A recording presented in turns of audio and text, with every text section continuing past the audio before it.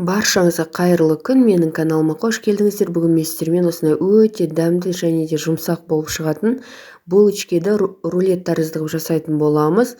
Өте дәмді болып шығады, бір жасағаннан шығады. Дәл осы рецепті жасау үшін менің видеомды соңына дейін қараңыздар және де каналға жазылуды ұмытпаңыздар.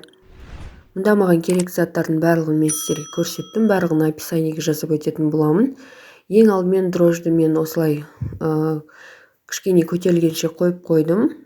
Суға кішкене қант салып, үстіне дрожж салып 10 минутқа.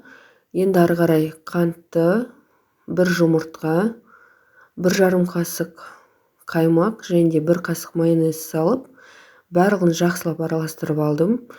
Бұл булочки үйде қандай заттар бар, сол заттармен жасалынады. Ешқандай да артық нәрсенің керек жоқ.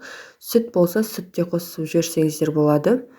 Енді мұнда алдын ала еленіп дайындалған ұнымыздың үстіне жаңағы заттарымыздың бәрін құйып, үстіне дайындалған жылы суымды жайлап құя отырып, жұмсақ қамыр илейтін боламыз. Қамырларымыз қатты болып кетпесін, міндетті түрде жұмсақ қамыр илеңіздер, сонда сіздердің булочкиларыңызда жұмсақ болады.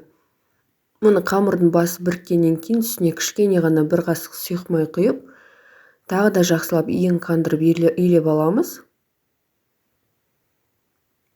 Енді бетін жауып 1 сағатқа жылы жерге қойып қоятын боламыз. Мұны менде қамырым 1 сағат болды. Мұны жақсы көтеріліп ашыды, сондай жұмсақ қамыр болып шықты. Енді мен осы қамырды өзіме керек бөлшектерге бөліп алдым. Мұнда менде 4 бөлшек шықты.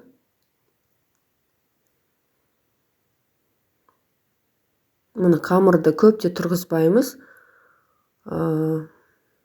Осылай оқтаудың көмегімен қатты жұқа емес, 1 сантиметр көлемінде жайып аламыз. Енді менде осындай варенка қолдандым. Сіздер кез келген салманы қолдансаңыздар болады. Мұны бір шетіне ғана варенка жағып, келесі шетіне осындай жұмыртқаның сарысы мен майонезді араластырып жағып шықтым. Жұмыртқаның сарысына сүт қоссаңыздар да болады. Мен қолда бар нәрсені қостым, майонезді. Енді бетіне мак сеуіп шығатын боламын. Макпен өте дәмді болады. Енді дәл видеодағыдай рулет тәрізді орап шығамыз. Мұны. Енді асты май жағылған табамызға салып, осылай шофтын дейміз ғой, біріккен жерін астына қаратамыз. Мұны екінші рулеттерімді де дәл осылай жасап шығамын. Қатты жұқа қылып жайып қоймаңыздар. Мұны дәл жаңағыдай бетіне варенкамды жағып аламын барлық жеріне.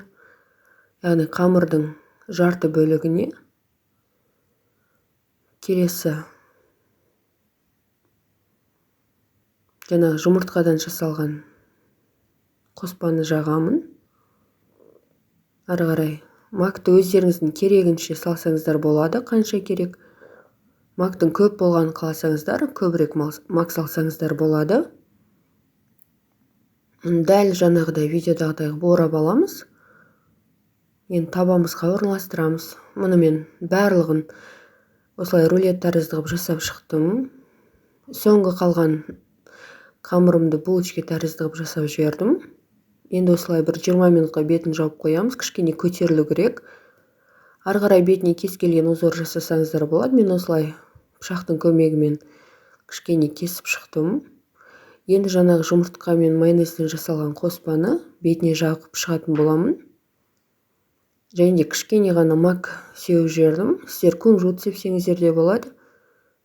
Оның барлығы өздеріңіздің қалауларыңызда.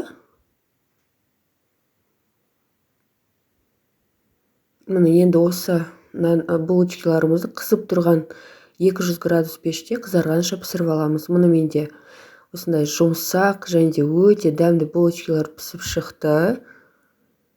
Мұны міндетті түрде рулет сияқты жасап көріңіздер. Сіздерге де ұнайтын болады. Отбасындағы балаларыңыз және үй ішіндегі жандар жылдам жеп қояды.